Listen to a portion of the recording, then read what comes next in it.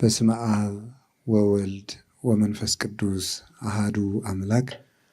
በባህሪው ሞት በመንግስቱ ሽረት የሌለበት ቅድመ ዓለም የነበረ ይህንን ዓለም በካህሊነቱ የፈጠረ ይህንን ዓለም አሳልፎ የሚኖር ቅዱስ እግዚአብሔር በሀብት ተስቦ በረድኤት አቅርቦ በቸርነቱ ጠብቆ በዚህ ቅዱስ ቦታ ስለሰበሰበን ስሙ የተመሰገነ ይሁን።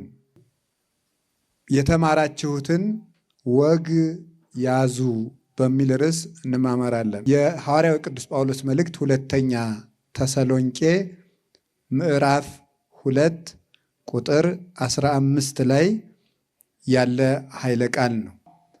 ቅዱስ ጳውሎስ የተሰሎንቄ ሰዎች፣ እነዚህ ተሰሎንቄ የሚባል በመቄዶንያ አካባቢ በቆሮንቶስ አጠገብ የምትኖር ከተማ ናት።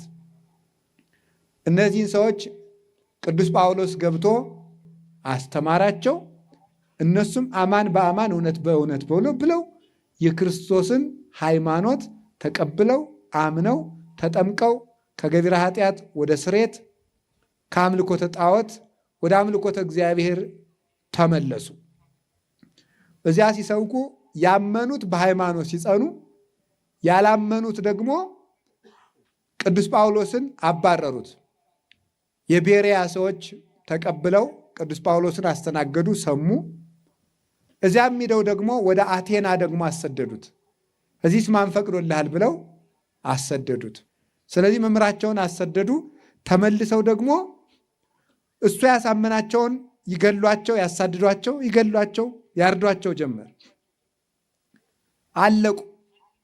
ሲያልቁ የተሰሎንቄ ሰዎች ሌሊት ተቀን ዋይ ሸሸ እያሉ በለቅሶ ላይ ለቅሶ እየጨመሩ አዘኑ።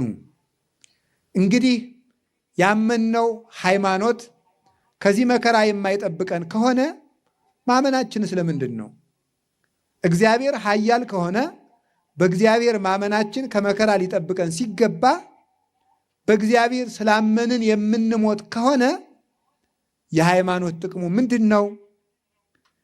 እግዚአብሔር ባለጸጋ ከሆነ በማመናችን ልንበለጽግ ሲገባ በማመናችን የምንደህይ ከሆነ፣ በማመናችን ርስት ልንወርስ ሲገባን በማመናችን የምንሰደድ ከሆነ፣ በማመናችን ሙት ልናስነሳ ሲገባን በማመናችን የምንሞት ከሆነ፣ በማመናችን ልንበዛ ሲገባን በማመናችን የምናልቅ ከሆነ እምነት ምን ያደርግልናል ብለው ተስፋ ቆርጠው ነበረ።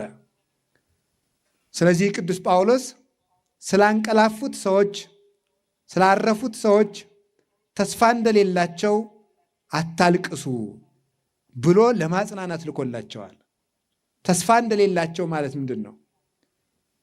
እንስሳት፣ አራዊት ተስፋ የላቸውም። ፈርሰው በስብሰው ጠፍተው ይቀራሉ።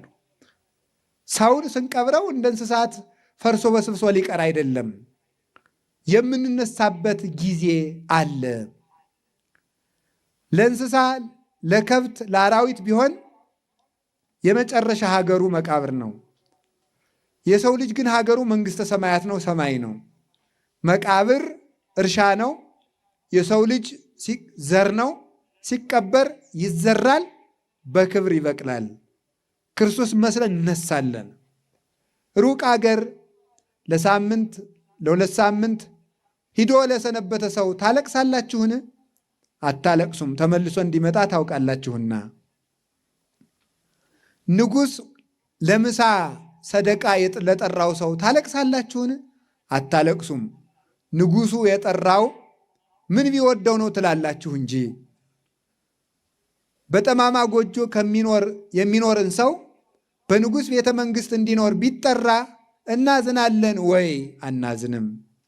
እንኪያስ በዚህ ጠማማ ዓለም የሚኖርን ሰው እግዚአብሔር በሰማይ መንግሥቱ ሊያኖረው በሞት ቢነጥቀው ስለምን ታዝናላችሁ? መንገድ ሂዶ የሚመጣን ሰው ነገ ይመለሳል ብላችሁ የምታምኑ ከሆነ ነገ ክርስቶስ መጥቶ ሲያስነሳል የምንገናኝበት የክብር መገናኘት ትንሣኤ እያለ ስለምን ታዝናላችሁ? ወደ መልካም የሚወስደውን አንድን ሰው ወደ መልካም ሀገር የሚወስደውን መንገድ አትሂድ ብሎ የሚከለክለው ማን ነው? ደካማ የነበረ ሰው ወደሚበረታበት፣ ታሞ የነበረ ሰው ወደሚድንበት፣ አጥቶ የነበረ ሰው ወደሚያገኝበት፣ ሲዋረድ የነበረ ወደሚከብርበት ሀገር ሲሄድ ከመንገድ ላይ የሚቆምበት ሰው አለን? እንግዲያው ሞት ወደ ክርስቶስ የምንሄድበት መንገድ ነው። ወደ ክርስቶስ የምንሄድበት መንገድ ከሆነ ሰውን እንዳይሞት መመኘትና ሞተ ብሎ ማልቀስ ወደ ክርስቶስ ባልሄደ ብሎ መከልከል ነው። ወፍናዊሁኒ ለሞት ዘእግዚአብሔር ውእቱ ይላል ቅዱስ ዳዊት። ሞት ወደ እግዚአብሔር የምንሄድበት ጎዳና ነው። ወደ እግዚአብሔር የምንሄድበት ጎዳና ነው፣ መድረሻችን ነው። ለዚህ ነው ቅዱስ አግናጤዎስ ምጥው ለአንበሳ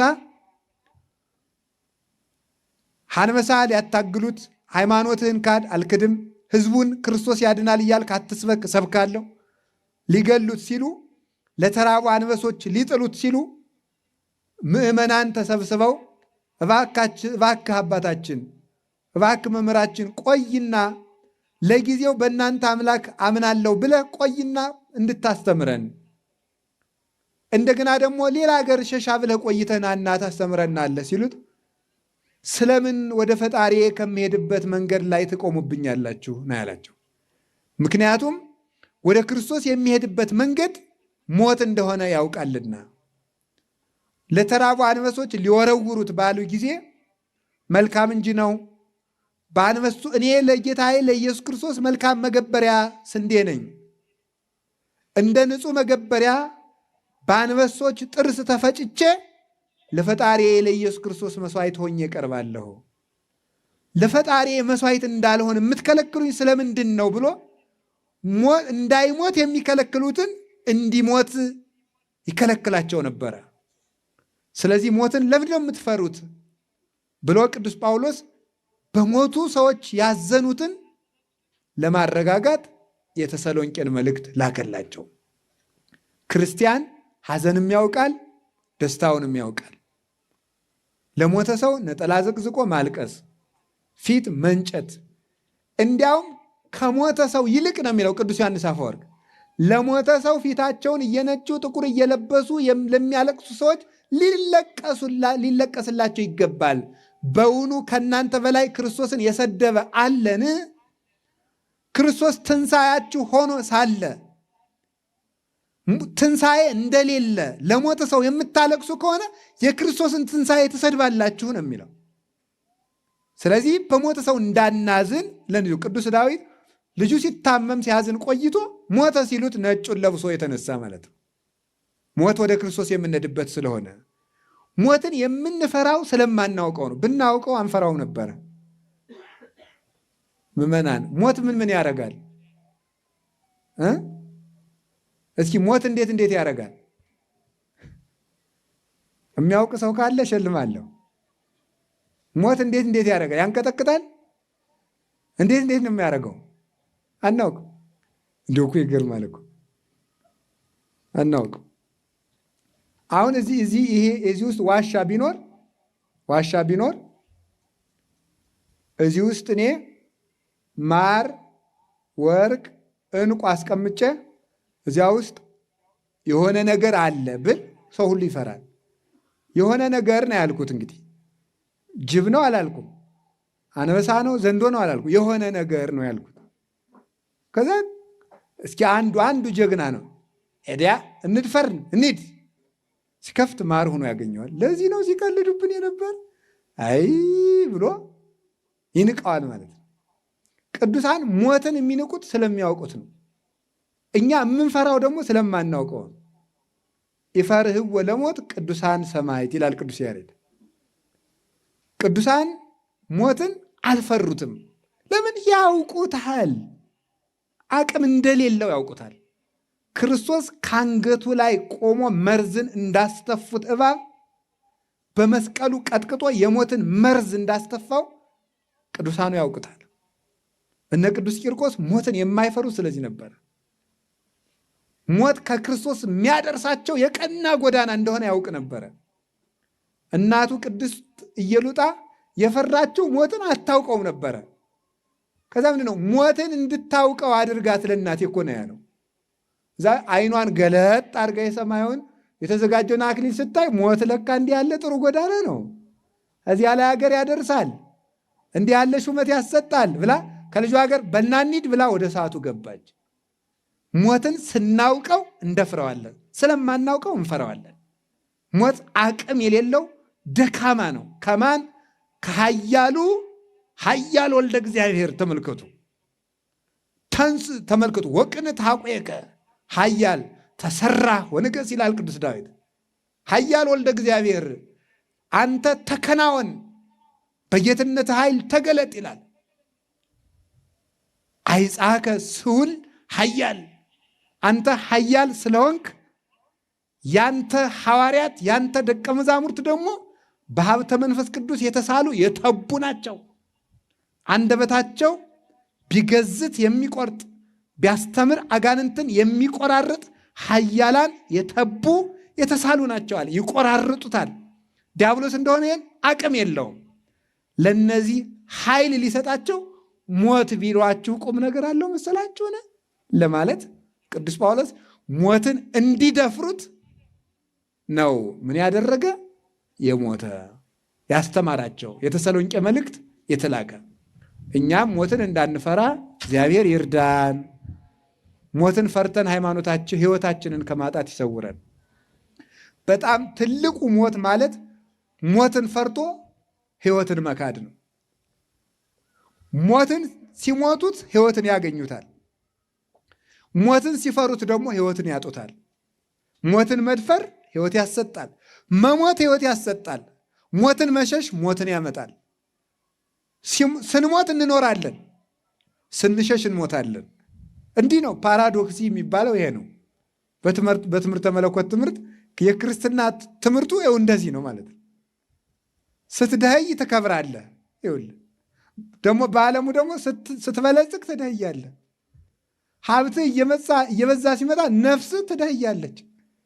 ሆድህ በእንጀራ እየበለጸገ ሲመጣ ነፍስህ እየደኸየች ትመጣለች። ስጋ በእንቅልፍ ባለጸጋ እየሆነ ሲመጣ ነፍስ ደግሞ የጸጋ ድህነት ያድርባታል። ክርስትና ደግሞ ሲርብት ትጠግባለህ ይልሃል። ስትራቆት ትለብሳለህ ይልሃል። ስትሰደብ ትከብራለህ ይልሃል። ስታጣ ታገኛለህ ይልሃል። ይሄ ነው ክርስትና ማለት ነው። ፓራዶክሲ ማለት ይሄ ነው። በተቃርኖ መክበር ተቃርኗዊ ነው ነገሩ የኛ ዓለም ማለት ነው። ይህን ስንገለብጠው ነው መዳንን የምናጣው ማለት ነው። ስለዚህ ሞት አቅም የለውም ሌላቸው ይህንን ጻፈላቸው። ደግሞ ኋላ ምን ያደርጋሉ? አይናት የተሰሎንቄ ሰዎች ምን አደረጉ? ደግሞ ዘመዶቻችንም አለቁ አሉና እንባባሰው እንጂ እንግዲህ ያለና ወንድም ወንድሙ ሚስት መሄድ እንዲሁ እኮ ድረስ እኮ ነው። እኛው እንዛመድ ብለው ማለት ነው። ወንድም ወንድሙ ሚስት መሄድ እንደዚህ የምታረጉ የላችሁም? ባሏ የሞተባትን ሚስት ሴት የምታጽናኑ እየመሰላችሁ የምታውደለድሉ የላችሁም? አሌባውላ እንደዚህ የምታረጉት ማለት ናቸው። እነዚህን ነው ታው ያለ ቅዱስ ጳውሎስ ማለት ነው። ታው ማለት ነው። ለያይምር ኩሉ ለላሃዱ አሃዱ ንዋዮ ወያጥርዮ። ሰው ሁሉ ገንዘቡን ተመልከቱ ለይቶ ይወቅ፣ ንጽህናን ጠብቅ። ሞት መጥቷል ብለህ ክርስቶስ ሊመጣ ነው ብለህ ኃጢአትን አትጨምር። በመባባስ በዝምድና ሰበብ ለሚቀረው ዓለም እያልክ አትበድል ብሎ ይህንን ንጽህናችሁን ያዙ። ወዝንቱ ውእቱ ፈቃዱ ለእግዚአብሔር። ተመልከቱ ተቀድሶተክሙ እምዝሙት። የእግዚአብሔር ፈቃዱ ንጹሕ እንድትሆኑ ነው። ኢትትመንሰው በዝሙት ከመ አሕዛብ። እንደ አሕዛብ ሃይማኖት እንደሌላቸው ተስፋ እንደሌላቸው አርአያ ክርስቶሳዊ ሀገር ሰማያዊ እንደሌላቸው እንደ እንስሳት ድል አትነሱ። ተስፋ ያላችሁ ሰዎች ናችሁ። ለማልድነው ነገር ለምሞተው ነገር መቼም አንድ ጊዜ ከፍቻለሁ እያላችሁ በርኩሰት ላይ ርኩሰትን አትጨምሩ። ተነሱ ለማለት ይሄንን ጽፎላቸዋል። እንደገና ደግሞ ቅድም መምህር ገብረ መድኅን ሲሉን ሲያስተምሩ እንደነበረው ዓለም ሊጠፋ ነው የሚሉ ሰዎች ነበሩ በተሰሎንቄ ከተማ ማለት ነው። ሊጠፋ ነው ሲሉ ሊጠፋ ከሆነማ ሳይቀድመን እንቅደመው ሞት። እንዲሁ እኮ በእውነት ማለት ነው። ሳይቀድመን ሞትን እንቅደመው። የሚቀድሙት በምንድን ነው? በኃጢአት ብለው በኃጢአት ላይ ኃጢአትን መጨመር ጀመሩ።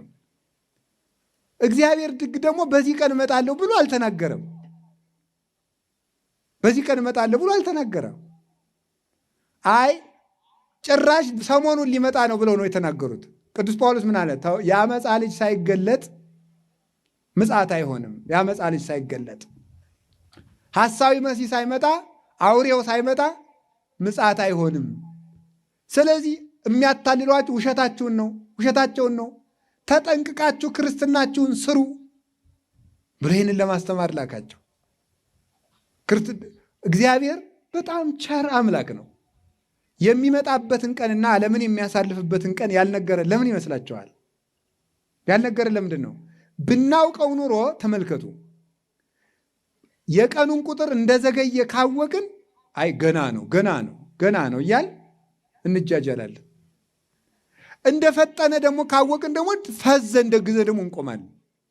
አሁን አንድ ሰው ራቁታችሁን ናችሁ ልብስ ለመለወጥ ለመቀየር እንዳላችሁ እንደቆማችሁ እንደው ድርስ ቢላችሁ የምትጨበጡት ታታችሁ ቆም አትለው። ክርስቶስ ማክሰኞ ሊመጣ ነው ቢሉ ሰው ፍዝዝ ብሎ ቆም ነው የሚለው።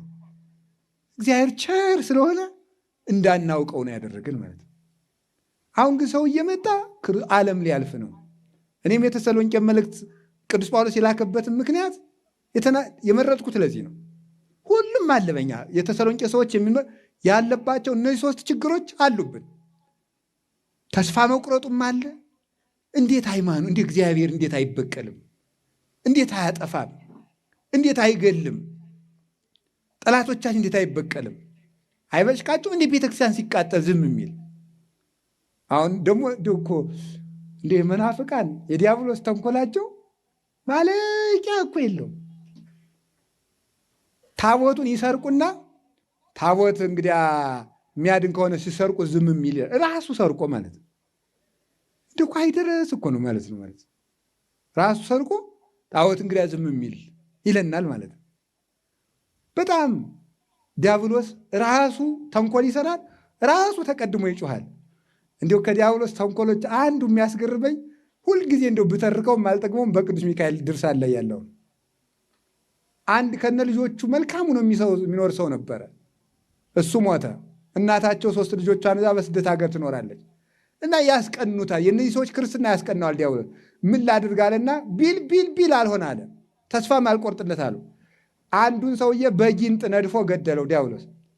ከሞተ በኋላ ማን ገደለው ሲባል በከተማው ሽማግሌ ሰውዬ መሰለና እኔ ያን ልጅ የገደለውን ሰው አውቀዋለሁ እያለ መጮህ ጀመረ ማለት ነው። እንዲሁ እኮ ግርም ነው የሚያደርገው። እየዞረ እኔ ያን ሰው አውቀዋለሁ የገደል ማነው? ራሱ ነው። ከዚያ በኋላ ይታሰር፣ ትንሹ ልጅ ነው። ይታሰር ታሰረ። ለፍርድ ተቀመጠ። ቅዱስ ሚካኤል ከላይ ከቄሳር የተላከ ንጉሥ መስሎ መጥቶ ቁጭ አለ። እዚሁ ኧረ ከቄሳር የመጣ ነው፣ ይሄ ልብሱ ከቄሳር የመጣ ነው፣ በዚህ ይቀመጡ ጫለ። ኋላ እኛ በሀገራችን ሰው ሲሞት ገደለ የተባለውን ሰውዬ እናስጠይቀዋለን። እኔ ገድያለሁ በል ወይ ብለን እናስጠይቀዋለን። የሞተ ሰው አስደስተን እናስመሰክራለን። እናንተም በሀገራችሁ እንደዚህ አድርጋችሁ አትፈርዱም? እንዲህ አለው። ይሳካል ከሆነ እሺ። ትንሹ ልጅ ተጠራ። ሂድና የሞተውን ሰውዬ አስነሳው አለው። በጌታችን በኢየሱስ ክርስቶስ ስም ተነሳ፣ አስነሳ። እኔ ነው የገደልኩ? ኧረ አይደለም ጊንጥ ነድፎኝ ነው ብሎ መስክሮ ተመልሶ አረፈ። ዲያብሎስም አፈረ። ዲያብሎስ ይነካና መልሶ ይጮሃል። አሁን ደግሞ ምን ያደርጉናል መሰላችሁ? ራሳቸው ደግሞ ምን ያደርጉና እኛኑ ይደበድቡናል፣ እኛኑ ይጨርሱናል። እመቤታችን ይሳደባሉ፣ ቅዱሳን ይሳደባሉ፣ ቤተክርስቲያን ይሳደባሉ፣ መስቀሉ ይሳደባሉ። መስቀሉ ካማለደ ለምን አይነካኝም? ሞኝ! እንኳን መስቀሉን ሰድበው እንኳን እመቤታችንን ሰድበ ራሱን እየሰደብከው ዝም ብሎ የለ እግዚአብሔር ችሎ የለ አይደለም የሚኖረው። እያመነዘርክ እየሰከርክ እናንተ ሰውነታችሁ የእግዚአብሔር መቅደስ እንደሆነ አታውቁም? ምን ይላል? ከገዛ መቅደሱ ማደሪያ ያሳጥተው ችሎ እየኖር አይደለም። እመቤታችን ሰደብክ፣ መስቀልን ሰደብክ፣ ኋላ ግን ፍዳህን ትወርሳለህ። ለምን ዝም አለ? እስቲ ታቦቱን ልስደበውና ይነካኝ እንደሆነ። አዎ አይነካህም፣ በጊዜው ይነካሃል። ደሙነቱ ማለት ነው። ሰው ሳይሰፈርለት አይቀርም፣ እንደተዘበተ አይቀርም። ሰው ሁሉ የዘራውን ያጭዳል። ታሪክ ምስክር ነው። የዲያብሎስ አንዱ ተንኮሉ ታሪክ እንዳይታወስ ማድረጉ ነው እንጂ ክፉ ሰዎች ደግሞ የሚያስደንቅ ልንገራችሁ። ዛሬ በዚህ ዘመን ያሉ መናፍቃን ከሚሰሩት ኃጢአት አንዱስ እንኳ ቀድሞ ያልተሰራ አይደለም፣ ቀድሞ የተሰራ ነው። እመቤታችን መሳደብ በሁለተኛው ክፍለ ዘመን ጀምሮ በሁለተኛው ክፍለ ዘመን ከአይሁድ ጀምሮ ምስጋና ይግባትና የዮሴፍ ሚስት ናት እያሉ ሲሰድቧት ነበረ። የነበረውን ነው የሚነግሩን። አዲስ ክደት መስሎ ለኛ እንደነግጣለን እንጂ መሳደቡ የነበረ ነው። ስዕልን መሳደብ የነበረ ነው። በ8ኛው ክፍለ ዘመን ሰድበው እነ ቅዱስ ዮሐንስ ዘደማስቆ መልስ ሰጥተውበት ያለፈ ነው። መስቀልን መሳደብ የነበረ ነው ነበረ። አይሁድ ጀምረው ማለት ነው። በምቀኝነት መስቀሉ ሲመቀኙ ነበረ። ቅዱሳንን ማሳደድ የነበረ ነው። ክህነትን መሳደብ የነበረ ነው። ሁሉ ነበር፣ ይኖራል፣ ይቀጥላል። ከአቤል አጠገብ ቃየል፣ ከኖህ አጠገብ 7 ትካት፣ ከሎጥ አጠገብ 7 ሰዶም፣ ከአብርሃም አጠገብ ነገሥተ ኮሎዶ ጎሞር፣ ከዳዊት አጠገብ ሳኦል፣ ከኤልያስ አጠገብ አክዓብ፣ ኤልዛቤል፣ ከዮሐንስ መጥምቅ አጠገብ ሄሮድስ፣ በክርስቶስ ትይዩ ሰይጣን መኖራቸው ይቀጥላል። ማወቅ አለብን ይህንን ማለት ነው። እስከ ምጽአት ድረስ ይቀጥላል። አጋንንትን ክርስቶስ በበጎች መካከል አኖራችኋለሁ ታምናላችሁ ያለ እንጂ ተኩላ አጠፋላችኋለሁ አላለንም። ይቀጥላል ተኩላው። በበጎች መካከል በተኩላዎች መካከል በጉናችሁ ትኖራላችሁ ያለ እንጂ ተኩላ የሚባልን ምድር ላይ አጠፋለሁ አይልም። እግዚአብሔር እረኛ ተኩላ እየጨፈጨፈ ጊዜውን አያባክንም፣ በግ እየጠበቀ ይውላል እንጂ እግዚአብሔር ከሃዲ ሲያጠፋ አይኖርም፣ በጎቹን ይጠብቃል እንጂ። በጎቹ ዘውድ የሚቀበሉበት ከሆነ ደግሞ ይታረዳሉ። በግ መዋል ሲኖርበት ይኖራል፣ መኖር ሲኖርበት ይኖራል፣ ሲታረድ ይታረዳል፣ ይከብራል። እኛም የክርስቶስ በጎች ነንና መኖር ሲኖርብን እንኖራለን፣ መሞት ሲኖርብን እንሞታለን። በክርስቶስ ስም እንከብራለን። ይህንን ነው። ጊዜው ደረሰ፣ ዓለም ሊያልፍ ነው። አሁን ብድግ ብሎ ዝም ብሎ 666 ብላውን እርግጠኛ ነኝ ማለት ነው። አሁን እዚያ ቴዎድሮስ አደባባይ ነው የሚባለው አይደል? አደባባዩ እዚያ ቆሜ 666 ብል የከተማው ሰው ይሰበሰባል። እንደው ቆይ ድረስ ነው። እንደው ቆይ ዓለም ሊድን ነው ከሚል ሰባኪ ሊጠፋ ነው የሚለው ብዙ ሺህ ሰው ይሰማዋል። አይገርማችሁም? ጥፋት የሚናፍቃችሁ ለምንድን ነው? ኮምፒውተር 666 መሆኑ ተረጋገጠ ይላል። ማን ያረጋግጠው? ቆርቆሮ እንዴት ነው 666 የሚሆነው? እንደው እኮ አይደረስ እኮ ነው። ይሄ በሆነ ድንቁርና እኮ ቤት ሰርቶብናል በእውነቱ ማለት ነው። ስልክ 666 ነው። ማን ያለ? የለም እንደዚህ የሚል 666 ነው። እንዲያውም በቅርብ በተደረገ ጥናት ሊል ይችላል አንዱ ደግሞ ጅል ሆኖ ወደ ስልኩ ወደ ካሜራው አካባቢ 6 ንጥረ ነገሮች ተቀብረዋል። በጎን 6 በቀኝ 6 እኩል ይሆናል 666። ይሄ በጥናት የተረጋገጠ ቀመር ነው ይላል። አይ መከራ እንደው አይድረስ እኮ ነው በእውነቱ። 666 ቢኖር ባይኖር ብቻ አንተ ክርስቲያን ሁን ነው። 666 ቀርቶ 6 ኳትሪሊየን 6 ትሪሊየን መሆን ይችላል። አንተ ክርስቲያን ሁን ነው ቁም ነገሩ። አሁን ደግሞ በቅርብ መጥቶ የኤፍራጥስ ወንዝ እየደረቀ ነው፣ ዓለም ልታልፍ። ቢደርቅ ምን ጨነቀ? እንክት ይበል። አንተ ክርስቲያን ነህ ወይ ነው ዋናው ቁም ነገር። የኤፍራጥስ ወንዝ እየደረቀ ስለሆነ ዓለም ሊያልፍ ነው። ቆይ ሰው ምን አይነት ብልጣብልጥ እንደሆነ ታውቃላችሁ? ስግብግብ፣ ተንኮለኛ፣ ራስ ወዳድ እኮ ነው። ያ ማለት ምን ማለት ነው? ዓለም ሊጠፋ ሲል ቶሎ ብለህ ልትዘገጃጅ፣ እስከዚያ ድረስ ክርስቶስን እየበደልክ ልትቀጥል ማለት ነው።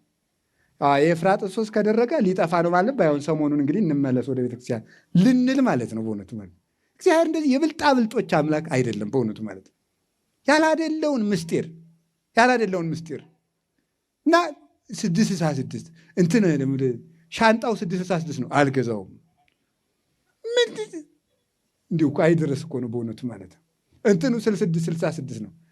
ቆይ ልንገራችሁ፣ የእናንተ የደም ስር 666 ነው። ቆራርጣችሁ ጣሉት ከፈለጋችሁ ማለት ነው። እንግዲህ ይሄን ማድረግ ነው ይቀር። ይሄ ድንቁርና ማለት ይሄ ነው ማለት ነው። የሰው ልጅ የደም ስሩ 666 ነው። 666 ነው። ትበላለህ፣ ስድስቱ ይቀበላል፣ ይፈጫል፣ ጨጓራ ይፈጫል፣ ይደቃል። ከዛ በኋላ ምን ይደረጋል? ይጣራል። ይሄ አረቂውን ማለት የአረቂ ማውጫ ታውቃላችሁ? ቅድም መምህር እኮ ጥሩ ነግረውናል። ስንቱን ኢንዱስትሪ እኮ ጠፍቷል ማለት ነው። አረቂ ጠጡ አላልኩም፣ ግን እንዲያው ትንሽ መቅመስ ኃጢአት አይደለም። እውነቴን ነው ማለት ነው። እግዚአብሔር የፈጠረው ፍጥረት የረከሰ አይደለም። እግዚአብሔርን ለማመስገን ያህል ግማሽ መቅመስ ነውር የለው፣ በደል አይደለም። አረቂ ድሮ እንዴት አድርገው እናቶቻችን እንደሚያነጥሩ ታውቃላችሁ? እንዴት አድርገው በቃ ድፍድፉን አስቀምጠው ከዛ በሸንበቆ አድርገው አጥልተው የጠለለውን ንጥረ ነገር አውጥተው አረቂ ያደርጋሉ ማለት ነው። አረቂ ስሙን ቀይሮ ውስኪ ተብሎ ሲመጣ $36,000 ይሸጣል ማለት ነው። ስሙን ለውጦ ሲመጣ ማለት ነው። ሰው እንዴት እንደሆነ አሁን የፈለግኩት ምን ይመስላችኋል? የምግብም አረቂ አለው። በልቶ ሲጨርስ የተጣራውን ምግብ የምትሉት በኦክስጅን የበለጸገውን የምትሉት እናንተ ማለት ነው። ያን ምን ያደርጋሉ? 6ቱ ይቀበላሉ፣ 6ቱ ለ60 ያቀብላሉ፣ 60 ለ600 የደም ስር ያሰራጫሉ። ከዚያ በኋላ ምን ይሆናል? ሰው ቁሞ ይሄዳል ማለት ነው። እንግዲህ 666 ካስጠላችሁ ይህም በጣጥሳችሁ መሞት ነው ማለት ነው። 666 የተባለው የሚመጣው ሐሳዊ መሲህ የሰው ልጅ ነው ለማለት ነው። ሌላ ምንም አይደለም። የሚመጣው ሐሳዊ መሲህ የውሸቱ ክርስቶስ፣ ውሸታሙ ክርስቶስ፣ ሐሰተኛው ክርስቶስ የሰው ልጅ ነው ለማለት ነው። የሰው ዘሩ 666 ያለው ነው። ስሙ ደግሞ መርምያኦስ የሚባለው ሲቀመር 666 ይባላል። ስሙ እንደዚያ ነው። እንደገና ደግሞ የሰው ዘር ነው፣ መልአክ አይደለም፣ ሌላ አይደለም ለማለት ነው እንጂ ኮምፒውተሩ ምኑ ክትባቱ ክኒኑ 666 ነው። ይገርማል እኮ። ቆይ እንደውም ጳጳሱ 666 መሆናቸው ተረጋገ። ምናቸው ነው 666? እንደው ነውር ነው እንድታሰው። ፓትርያርኩ እንትን ከመስቀላቸው 666 አለ። ይህንን ሁሉ አሁን እግዚአብሔር ያሳያችሁ። የዛሬ ስንት ዓመት አንዲቱ ሴት መጣ ከፓትርያርኩ ከመስቀላቸው ስር 666 አለ ተጽፎ አለች። አንደኛ ይኸው ተመልከቶች፣ 3 ውሸታሞች ተወዳደሩ። የውሸት ውድድር ዋሽቶ ያሸነፈ ይሸለማል ተብሎ ነው። አንዱ ውሸታም ምን አለ? እንዲህ አለ፣ ድንጋይ ወርውሬ ምድር ላይ ሳያርፍ ቀረ አለ አንድ ውሸት። ሁለተኛው ውሸታም ምን አለ? ውሃ ቀድቼ በማንቆርቆሪያ ከዛፍ ላይ አንጠልጥዬ ብሄድ ቅሉን አጣሁት፣ ውሃውን አገኘሁት አለ። 2 ውሸት። ሶስተኛው ውሸታም በጣም የባሰው ምን አለ? እንደዚያ ስታደርጉን የማይቻችኋለሁ አለ። ይህ በጣም አስቸጋሪ ውሸት ማለት ነው። አስቸጋሪ ውሸት ማለት ይሄ ነው። አሁን የፓትርያርኩን መስቀል ወይዘሮ ገሊት በምን ቀርባ ነው ያየችው? እኔ ራሴ ፓትርያርኩን አንድ ቀን 2-3 ቀን ተሳልም ያለው በእውነት አግኝቻቸው እግዚአብሔር ፈቅዶ እንኳን መስቀላቸው እንዲህ ብዬ ሳይ እንዲህ ብዬም አላያቸው። ወይዘሮ ገሊት መስቀላቸው ልታሳልም ነው ያየችው። ምን ልታረግ ነው? እንዲህ ያለ ውሸት ሲጫወትብን ማለት ነው። ክርስቶስን እያመለኩ 666 ብለው የሚጽፉ ለምንድን ነው? እንዲህ ያለ ድንቁርና እግዚአብሔር ይሰውረን በእውነቱ ማለት ነው። እንዲህ ያለ ድንቁርና ማለት እና ዓለም ሊያልፍ ነው። አሁን 200 ዓመት ቀርቶታል። 300 ቀርቶታል። በእንግሊዝ እየተደረገ ነው። በእንትን እየተደረገ ነው። ሰይጣን ድሮም ይመለክ ነበር። ይኸው እንደምታዩት ጦርነት በዝቷል። ኧረ ድሮ ወደ ኃይለኛ ጦርነት አልፏል። ሞተውር የሚባል ጦርነት ራሱ አልፏል። ሞተውር የሚባል ምን ማለት ነው? አንዱ ዝም ብሎ ሲያልፍ እንዲህ ዝም ብሎ ስለት ካራ ሽጉጥ አርፎበት ያርጎታል። ያኛውም ሽጉጥ እያደረገ ዘመድ ከዘመድ የተላለቀበት የጦርነት ታሪክም አለ። ፍቅር ጠፍቷል። ድሮም ጠፍቶ ነበረ። ዓለም ሊያልፍ ነው። ፍቅር ጠፍቷል። ድሮም ጠፍቷል። ፍቅር ያልነበረበት ጊዜ ነበረ። ሰው ፈጣሪውን ከመስቀል በላይ ምን ፍቅር የጠፋበት ጊዜ አለ? ፈጣሪ እንኳን ፈጣሪ ሲሆን ፈጣሪ መሆኑን ባይገባቸው እንኳን እንጀራ አበርክቶ ያበላቸውን ሰው መግደልስ ነውር አይደለም? ይሄም በደል ያለፈበት ጊዜ ነበረ። ፍቅር ጠፍቷል። መተዛዘን ጠፍቷል። ሐሰተኛም ነበረ በሐዋርያት ዘመን። እነ ሲሞን መሰሪ ነበሩ። ዓለም ሊጠፋ ነው የሚል የሚሰብኩትን ተረጋግታችሁ በጎ ስራ ስሩ። እስኪ በሉ ተረጋግታችሁ በሉ። ምን ስሩ ነው? ተረጋግታችሁ ስሩ ማለት ተረጋግቼ የዛሬ 5 ዓመት እቆርባለሁ በሉ ማለት አይደለም። ምን ማለት ነው? ምን ማለት ነው? አትጨነቁ፣ አትቸገሩ፣ አትታወኩ ማለት ነው። እግዚአብሔር ከኛ ጋር ነው፣ ከቤተ ክርስቲያን ጋር ነው። እኛ በደለኞች ነን። ለሐዋርያት በሰጠው ቃል ኪዳን ግን ክርስቶስ ከቤተ ክርስቲያን አይለይም፣ ዓለም እስከሚጠፋ ድረስ እኔ ከእናንተ ጋር ነኝ ብሏልና። ከማን ጋር? ከቤተ ክርስቲያን ጋር። ከቤተ ክርስቲያን ጋር ክርስቶስ አለ። በዚህ ጸንተን እንድንኖር ነው ቅዱስ ጳውሎስ ያጽናናን። የቅዱስ ጳውሎስ በረከቱ ይደርብን። ለተሰሎንቄ ሰዎች ከነገራቸው ምስጢር አንዱ ምን የሚል ነው? የተማራችሁትን ወግ ያዙ። እስኪ በሉ ሁላችሁ በአንድ ጊዜ የተማራችሁትን ወግ በሉ። የተማራችሁትን ወግ ምን በሉ? ያዙ። ይህንን ነው መያዝ። የተማራችሁትን እንዲህ ይላል፣ ወይእዜኒ ቁሙ አሃዊነ። ወንድሞቻችን መጀመሪያ ከነዚህ እንዲጠነቀቁ አስተምሯቸው ነበር። ቅድም ካልኳችሁ ከዝሙት እንዲጠነቀቁ፣ ዓለም ሊጠፋ ነው ከሚባል ከንቱ ወሬ እንዲጠነቀቁ፣ እንደገና ደግሞ መከራ በመብዛቱ ምክንያት ክርስቶስ ተለይቶናል እንዳይሉ ተስፋ እንዳይቆርጡ፣ በዚህ ምክንያት በሦስቱ ለማስጠንቀቅ ጽፎላቸዋል። በሁለተኛው ደግሞ እንዲጸኑ ምን አላቸው? ወይእዜኒ ቁሙ አሃዊነ። አሁንም ወንድሞቻችን ጸንታችሁ ቁሙ አላቸው። አሁንም ወንድሞቻችን ጸንታችሁ ቁሙ። መጽናት የሚባለው ምን ማለት ነው? መልካም ነገርን ጀምሮ ይዞ መኖር ማለት ነው። ይሄ መጽናት ይባላል። መልካም ነገርን ጀምሮ ይዞ መኖር የያዝነውን ዲያብሎስ በጣም ውጊያው ብዙ ወገን ነው። መልካም ነገርን እንዳንጀምር፣ ስለ መልካም ነገር እንዳናውቅ ያደርጋል። አውቀን እንዳንጀምረው ያደርጋል። ጀምረን እንድናቋርጠው ያደርጋል። እና ጽኑ ያለው ለዚህ ነው።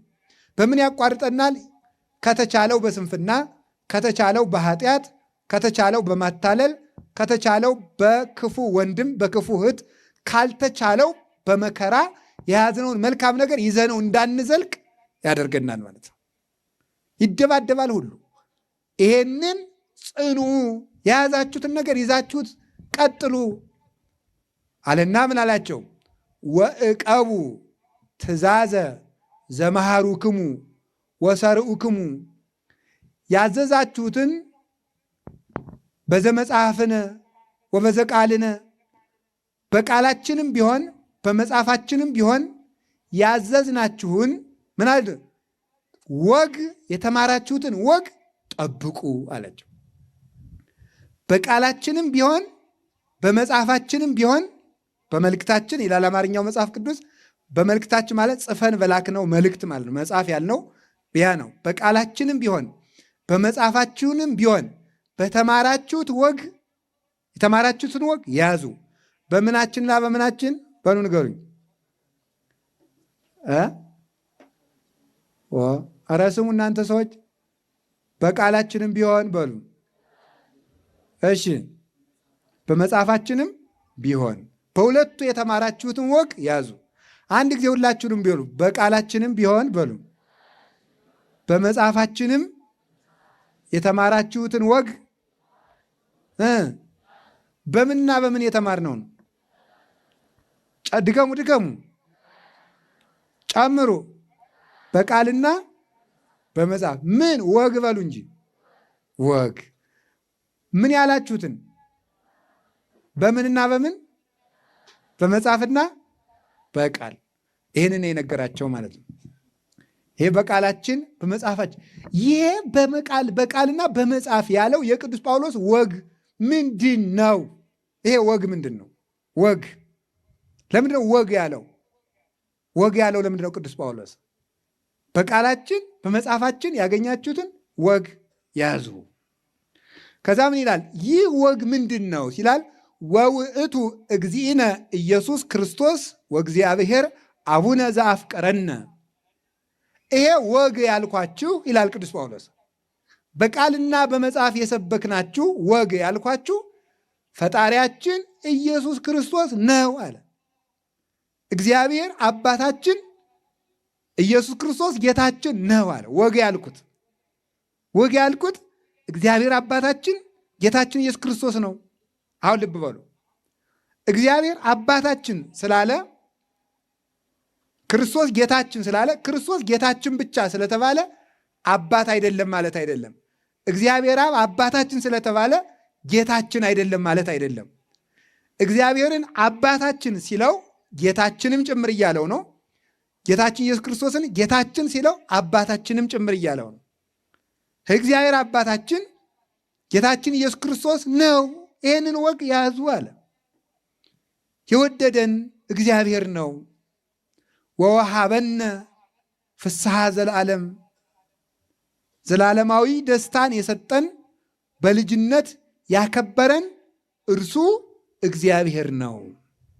ይህንን ወግ ያዙ አላቸው።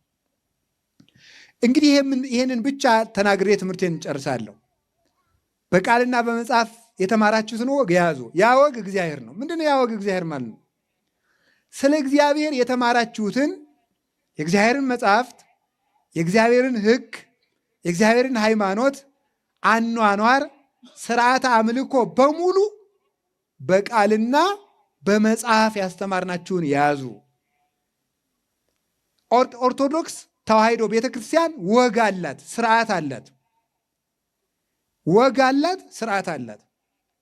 ያ ወግ ተመልከቱ። የጋብቻ ወግ አላት፣ የምንኩስና ወግ አላት፣ የክህነት ወግ አላት፣ የአነዋወር ወግ አላት፣ የአለባበስ ወግ አላት፣ የአነጋገር ወግ አላት።